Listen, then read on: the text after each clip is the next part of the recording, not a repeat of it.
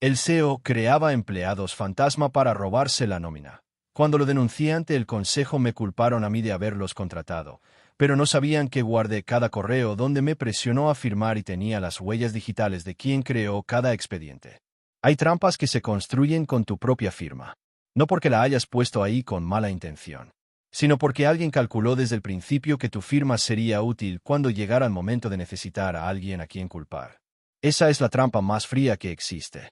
Y es exactamente en la que yo casi caí. Digo casi porque cuando el consejo directivo me miró desde el otro lado de la mesa y me dijo que la evidencia sugería que yo había aprobado contrataciones irregulares, yo pude abrir mi laptop y mostrarles algo que cambiaba completamente la conversación. Había guardado todo. No por desconfianza. Por hábito. Y ese hábito fue lo que me salvó. Me llamo Gabriela. Tengo 42 años. Soy directora de recursos humanos con especialización en gestión de talento y cumplimiento normativo laboral. Llevo 15 años en la disciplina, los últimos 3 en una empresa tecnológica de tamaño mediano llamada Nesgen Systems que desarrollaba software de gestión para el sector financiero. Recursos humanos es una posición que en las empresas vive en una zona de poder y vulnerabilidad simultáneas. Tienes acceso a información sensible de toda la organización. Eres el custodio de los expedientes, los contratos, las nóminas. Eres también, cuando las cosas salen mal, el primer lugar donde la empresa busca a alguien que tenga la firma en el documento incorrecto. Eso último lo aprendí de la manera más difícil posible. Y también aprendí que la firma en el documento incorrecto puede defenderse cuando sabes exactamente cómo llegó tu firma ahí. El CEO se llamaba Ricardo Altamirano. Tenía 48 años, había fundado Nesgen Systems 12 años antes, y tenía la autoridad implícita que tienen los fundadores en sus propias empresas. Una autoridad que no necesita justificarse porque la empresa es, en algún nivel emocional y práctico, una extensión de su persona. Esa autoridad es también una zona de vulnerabilidad institucional. Cuando el fundador dice que algo se hace, las personas que dependen de esa empresa tienden a hacerlo sin preguntar demasiado. Yo hice esa pregunta un poco más tarde de lo que debería haberla hecho. Las primeras señales llegaron en mi 5º mes en la empresa. Recibí una solicitud de contratación para un puesto de consultor senior de arquitectura de sistemas, con un salario que para el nivel del puesto era significativamente superior al rango establecido en nuestra política de compensaciones. La solicitud venía directamente del CEO con una nota que decía que este candidato era una contratación estratégica que requería condiciones especiales y que yo podía proceder directamente. El candidato se llamaba Sebastián Altamirano. El mismo apellido del CEO. Le pregunté al CEO si había alguna relación familiar. Me dijo que era un primo lejano pero que sus credenciales eran sólidas y que la contratación era estratégica para un proyecto específico que él estaba desarrollando. Procesé la contratación con la incomodidad de alguien que sabe que algo no está del todo bien pero que no tiene todavía evidencia concreta de nada incorrecto. En los meses siguientes llegaron otras solicitudes similares. En mis primeros 18 meses en Nesgen Systems procesé, bajo presión directa del CEO, 9 contrataciones que compartían características que con el tiempo aprendí a reconocer como parte de un patrón. Todas venían con indicación directa del CEO de proceder sin proceso de selección estándar. Todas tenían salarios en el rango superior o por encima del rango de compensación establecido. Varias tenían apellidos o conexiones de referencia que con búsqueda básica se vinculaban al CEO o a su círculo inmediato. Y cuando intentaba verificar la actividad real de estas personas en los proyectos asignados, encontraba jefes de área que decían no conocerlos, correos que rebotaban, números de extensión que nadie contestaba. Lo que no encontraba era trabajo real. El momento en que pasé de incómoda a activamente preocupada fue cuando intenté hacer una verificación de nómina de rutina y el sistema me mostró que 3 de los empleados contratados bajo el esquema del CEO tenían registradas horas extra sistemáticas que elevaban su compensación mensual a cifras que no correspondían con ningún proyecto activo en el sistema de gestión de proyectos de la empresa. Pedí al departamento de sistemas un reporte de actividad de los usuarios en las plataformas internas de la empresa para los 3 empleados en cuestión. El reporte mostró actividad mínima o nula en las semanas donde se registraban más horas. Personas cobrando horas extras por trabajo que los sistemas no registraban que habían hecho. Eso no era nepotismo con salarios inflados. Eso era extracción activa de nómina. Empecé a construir el expediente con la metodología de alguien que sabe que lo que está documentando puede terminar en un proceso legal donde cada elemento va a ser cuestionado. Revisé los 9 casos de contratación irregular. Para cada uno documenté la solicitud original del CEO, la cadena de correos donde él me presionaba a proceder sin seguir el proceso estándar, los expedientes de los empleados con sus datos de contacto y sus supuestas credenciales, los reportes de actividad en sistemas internos, y los registros de nómina con las horas y compensaciones registradas comparadas con la actividad documentada. Y encontré algo más cuando revisé los metadatos de los expedientes digitales en el sistema de recursos humanos.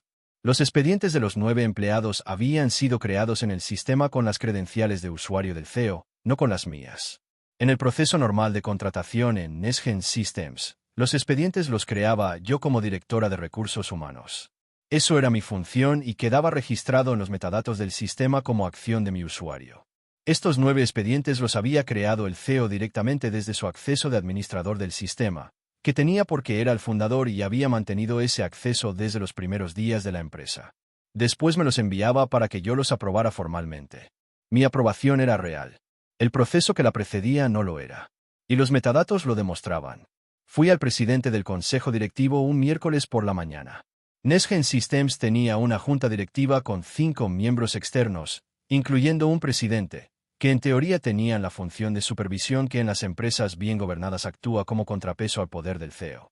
En teoría, me reuní con el presidente del consejo, un hombre de 60 años con trayectoria en la industria financiera que había sido elegido precisamente por su experiencia en gobernanza corporativa. Le presenté el caso durante 40 minutos. Le mostré los 9 expedientes. Los correos del CEO presionándome a proceder. Los metadatos mostrando quién había creado cada expediente. Los reportes de actividad en sistemas. Los registros de nómina comparados con la actividad real. Me escuchó con atención. Al final me dijo que lo que yo describía era muy serio y que requería una reunión urgente del consejo completo. Me preguntó si podía estar disponible al día siguiente. Le dije que sí. La reunión del consejo completo fue el momento más desconcertante de todo el proceso. Los 5 miembros estaban presentes. Ricardo Altamirano también estaba presente, lo que no esperaba y que en retrospectiva debería haberme indicado cómo iba a desarrollarse la reunión. El presidente del consejo presentó el asunto diciendo que habían recibido información sobre posibles irregularidades en el proceso de contrataciones de la empresa que requerían ser aclaradas. Antes de que yo pudiera decir nada, Ricardo tomó la palabra. Lo que dijo fue construido con la precisión de alguien que había tenido 24 horas para prepararlo. Dijo que él había traído a mi atención del consejo el mismo asunto de manera independiente porque había notado irregularidades en procesos de contratación que habían pasado por el Departamento de Recursos Humanos sin seguir los procedimientos establecidos. Que había 9 contrataciones que él no había autorizado y que habían sido procesadas directamente por mí. Que tenía entendido que algunos de los empleados contratados podían tener vínculos con personas de mi entorno personal. Que le preocupaba la situación y que esperaba que el consejo pudiera investigarla. El consejo me miró. Yo abrí mi laptop. Le pedí al presidente del consejo 2 minutos antes de responder. Compartí mi pantalla con el proyector de la sala. Mostré el primer correo. Era del CEO. Fecha, hora, destinatario, mi nombre. Texto: necesito que proceses esta contratación hoy. Es urgente. No es necesario seguir el proceso estándar en este caso. Yo asumo la responsabilidad directiva. Mostré el segundo. Mismo patrón. Diferente nombre de empleado. Mostré los 9. Luego mostré los metadatos de los expedientes. Fecha de creación. Usuario que los creó. El nombre de usuario del CEO en cada uno de los 9. Luego mostré los reportes de actividad en sistemas. Luego los registros de nómina. Luego las búsquedas básicas que vinculaban a 6 de los 9 empleados con el círculo familiar y social del CEO. La sala estuvo en silencio durante un tiempo que no medí pero que se sintió largo. Ricardo Altamirano no dijo nada. El presidente del consejo dijo que necesitaban un receso. El receso duró 45 minutos. Cuando volvieron a llamarme a la sala, Ricardo no estaba. El presidente del consejo me dijo que el consejo había tomado la decisión de iniciar una auditoría forense independiente de la nómina y los procesos de contratación de los últimos 3 años. Que durante el proceso de auditoría Ricardo estaría en licencia administrativa. Que el consejo reconocía que mi presentación había sido sólida y que en ningún momento del proceso de auditoría mi posición en la empresa estaba en riesgo. Le agradecí. Le dije que tenía copias de toda la documentación presentada en lugares seguros fuera de los sistemas de la empresa. Me dijo que eso era prudente. La auditoría forense duró 4 meses. Lo que encontraron los auditores cuando tuvieron acceso completo a todos los sistemas financieros y de recursos humanos fue significativamente más amplio que los 9 casos que yo había documentado. El esquema llevaba operando desde antes de que yo me incorporara a la empresa. Había comenzado de manera más modesta 5 años antes y había crecido en escala y sofisticación con el tiempo. El número total de empleados fantasma o semiactivos con compensaciones infladas identificados por los auditores fue de 27. El monto total extraído de la nómina en 5 años era de una cifra que cuando la vi en el informe de auditoría requirió que lo leyera 2 veces. Y había un elemento adicional que la auditoría encontró y que yo no había podido ver desde mi posición. Varias de las cuentas bancarias a las que se transferían las nóminas de los empleados fantasma convergían en una cuenta de una empresa holding cuya titularidad, trazada a través de registros corporativos, terminaba en Ricardo Altamirano. No solo los empleados recibían el dinero volvía a él. Ricardo Altamirano fue removido de la dirección ejecutiva por el Consejo y fue imputado penalmente por fraude y desvío de fondos corporativos.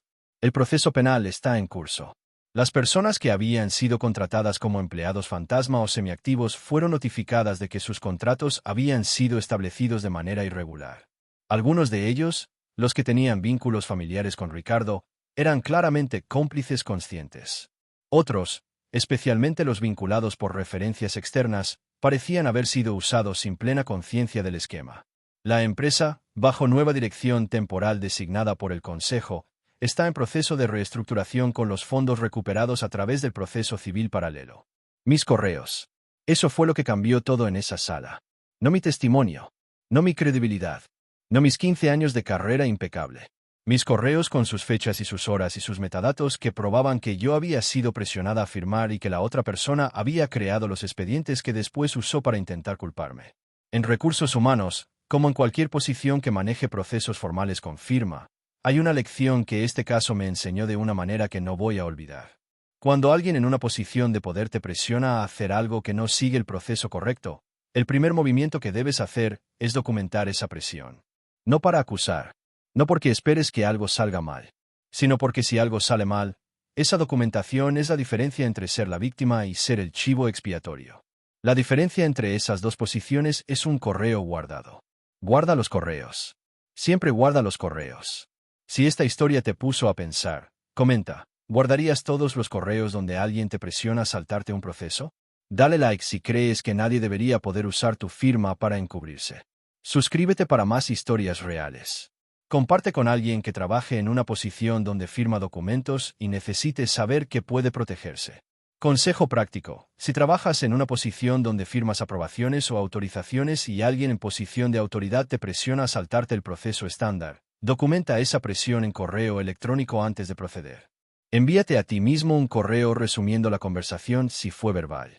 Esa documentación puede ser la diferencia entre ser protegido y ser culpado si algo sale mal.